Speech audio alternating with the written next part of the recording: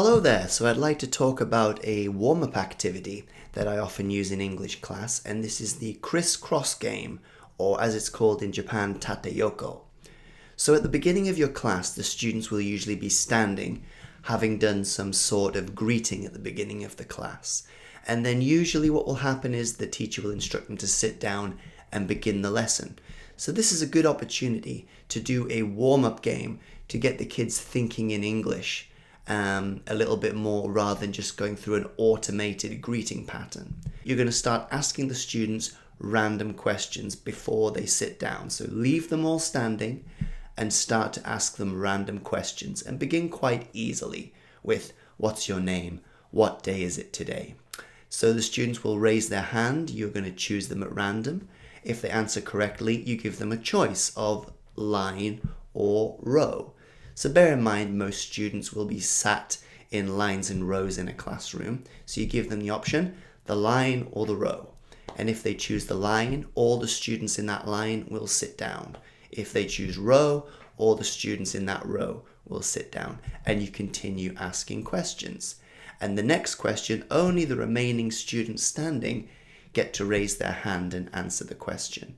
So it's a good little way to get the class started off by reviewing some language that they've previously studied. This can go on as long as you want.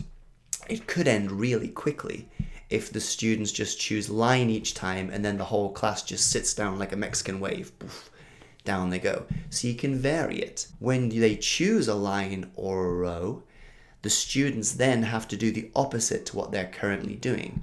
So if they are already sat down, they have to stand up. And if they are already stood up, they have to sit down. You could also vary it by having them choose front, behind, left or right, and have only one direction of the students sit down. So only the students in front of them can sit down. Only the students behind them can sit down. Only to the left of them or to the right of them can sit down. And this will mean you have more opportunities to ask more questions. It slowly eliminates students from the game, which means that maybe students who don't often get a chance to answer questions will have that chance. And the weaker students, maybe the shyer students, will get a chance to answer some questions.